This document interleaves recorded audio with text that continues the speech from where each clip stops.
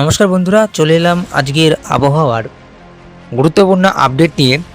আজ বেঙ্গল জোন তথা ওয়েস্ট বেঙ্গল, বাংলাদেশ, ত্রিপুরা এবং আসামে কেমন থাকছে আবহাওয়া এবং পাশাপাশি আগামী 24 ঘন্টায় এই যে নিম্নচাপটি রয়েছে, এই নিম্নচাপের জেরে কতটা পরিমাণে বৃষ্টিপাত হতে পারে কলকাতা সহ দক্ষিণবঙ্গ সহ বাংলাদেশ, ত্রিপুরা, আসামে, তা নিয়ে আলোচনা থাকবে।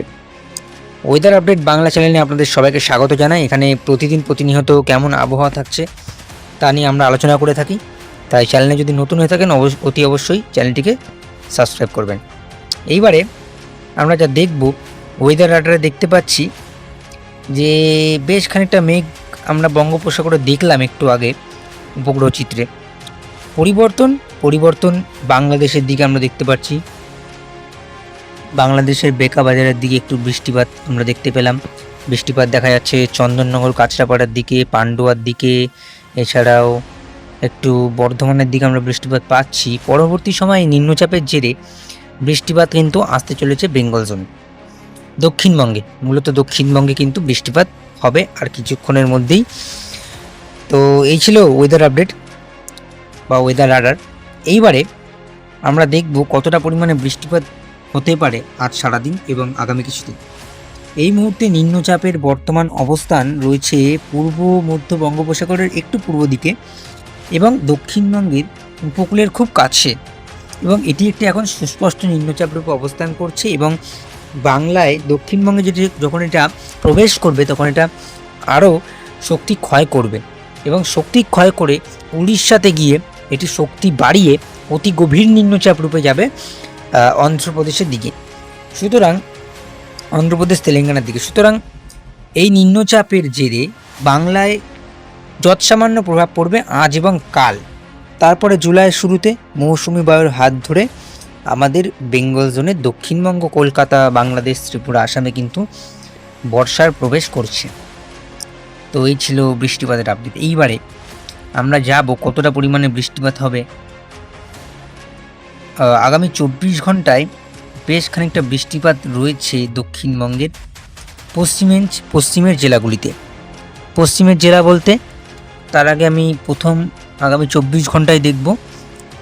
দেখুন, সবার আগেই বলে দিই যে নীল জোনটা আছে সেটা হচ্ছে হালকা বৃষ্টি, সবুজ জোনটা হচ্ছে হালকা থেকে মাঝারি, কমলা যেই জোনগুলো আছে সেটা হচ্ছে ভারী এবং খয়েরি কালচে কালারটা কিন্তু অতি ভারী বৃষ্টির সতর্কতা। অর্থাৎ যেই জায়গাগুলো আমরা দেখতে পাচ্ছি, যেই জোনগুলো গ্রিন জোন, সেখানে কিন্তু হালকা মাঝারি বৃষ্টি। মূলত কোথায় কোথায় একটু বলে দিই জেলাগুলো: কলকাতা, হুগলি, উত্তর দক্ষিণ 24 পরগনা, পূর্ব পশ্চিম মেদিনীপুরে। এই জেলাগুলোতে কিন্তু হালকা থেকে মাঝারি বৃষ্টিপাতের সম্ভাবনা রয়েছে। বাকি দু এক জায়গায় হালকা বৃষ্টিপাতের সম্ভাবনা রয়েছে আগামী 24 ঘন্টায়। এইবারে তার পাশেই বাংলাদেশেও সেই একই ছবি। বাংলাদেশে যেই আমি আগে বললাম যে একদম নীল কালচে কালার যে জায়গাটা আছে দেখতেই পাচ্ছেন উত্তরের দিকে, সেই জায়গাগুলোতে বৃষ্টিপাত একদমই কম। সুতরাং আগামী দুদিন যদি দেখি তাহলে এই যে সবুজ এবং লালচে কালারের, হলদে কালারের একটু আমরা যে জোনটা দেখছি, মূলত কোলাঘাট, কলকাতার সাইডটা, একটু হাওড়ার সাইডটা, এই জায়গাগুলোতে একটু ভারী বৃষ্টি হতে পারে আগামী দুদিন। যাক, এরপরে আগামী 4 দিন এবং আগামী 8 দিনে যদি যাই, একটু সময়টাকে এগিয়ে নিয়ে জুলাইয়ের শুরুর থেকে যদি যাই, তাহলে দক্ষিণবঙ্গের উপকূলবর্তী এলাকা, গাঙ্গেয় পশ্চিমবঙ্গে যে জেলাগুলো আছে, যেহেতু জুলাইয়ে বর্ষার প্রবেশ করছে, তাই এই গাঙ্গেয় দক্ষিণবঙ্গে কিন্তু ভারী থেকে অতি ভারী বৃষ্টি আমরা দেখতেই পাচ্ছি। খয়েরি কালচে কালার রয়েছে জয়নগর, মাঝিপুর, এছাড়া গোসাবা, শ্যামনগর, মূলত দক্ষিণ 24 পরগনার দিকে আমরা দেখতেই পাচ্ছি যে খয়েরি কালচে কালার। এর পাশাপাশি কলকাতাতেও, হাওড়াতেও রয়েছে খয়েরি কালচে কালার। একটু কমলা কালারের জোন রয়েছে চন্দননগর, চন্দননগরের দিকে, নদিয়ার দিকে। সুতরাং ওটা একটু ভারী বৃষ্টি এবং অতি ভারী বৃষ্টি হবে দক্ষিণবঙ্গ এবং উত্তরবঙ্গ, এই দুই জেলায়। পাশাপাশি বাংলাদেশেও বেশ ভারী বৃষ্টিপাত হবে উপকূলবর্তী এলাকায়। এবং যদি আমরা আরেকটু এগিয়ে যাই 4 তারিখের পর থেকে, সেটা কিন্তু খুব একটা ভালো সংকেত কিন্তু একদমই নয়। জুলাই মাসটা কিন্তু দক্ষিণবঙ্গ সহ কলকাতায় কিন্তু একাধিক জেলায় ভারী থেকে অতি ভারী বৃষ্টি, এমনকি বলা যেতে পারে বন্যারও আশঙ্কা হতে পারে। তো এই ছিল আপডেট। দেখতেই পাচ্ছেন এই বৃষ্টিপাত আরও করতে থাকবে যত দিন যাবে। এবং এরপরে আমরা দেখব পরবর্তীতে নিম্নচাপটি কোন পথে এগোচ্ছে।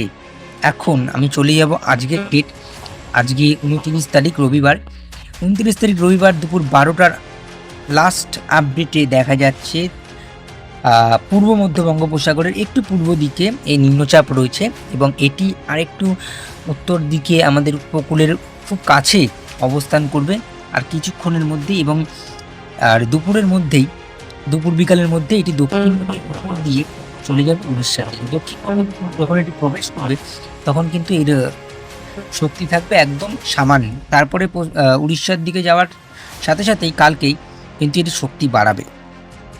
তো এই ছিল নিম্নচাপের আপডেট। পরবর্তীতে দেখব এই যে এই নিম্নচাপ যাওয়ার পরেই আরও একটা নিম্নচাপ আসতে চলেছে জুলাই, এবং জুলাইয়ে জোড়া নিম্নচাপ হওয়ার, জুলাইয়ের শুরুতে জোড়া নিম্নচাপ হওয়ার কিন্তু আমরা সম্ভাবনা একটা পাচ্ছি। এবং আইএমডিও বলেছে জুলাইয়ে অনেকটা ভারী বৃষ্টিপাত পাবে দক্ষিণবঙ্গ, কলকাতা সহ বাংলাদেশও।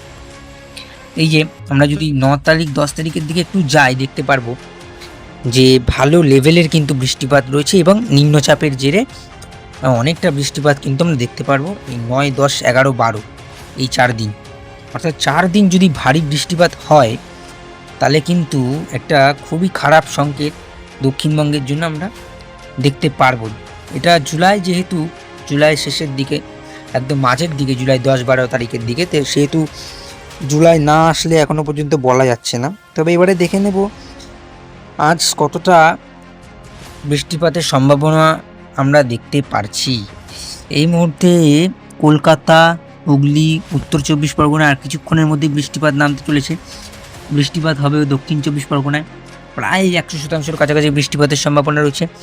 পূর্ব পশ্চিম মেদিনীপুর, কোলাঘাটের দিকেও 98-99%, দু এক জায়গায় 100%। অর্থাৎ বৃষ্টিপাত কিন্তু দক্ষিণবঙ্গে প্রত্যেকটি জেলায় কিছুক্ষণের মধ্যেই কিন্তু শুরু হতে চলেছে। এবং আজ এবং কাল এই দুদিন কিন্তু বৃষ্টিপাতের সম্ভাবনা প্রবল থাকবে এবং বৃষ্টিপাতের কিন্তু প্রকোপটা আজকের তুলনায় কালকে একটু বাড়তে পারে, তাই কালকের আপডেটটা খুব গুরুত্বপূর্ণ হবে। এই ছিল আজকের আবহাওয়ার আপডেট, আশা করি সবার কাজে লাগবে। আজ এই পর্যন্তই, সবাই ভালো থাকবেন, নমস্কার।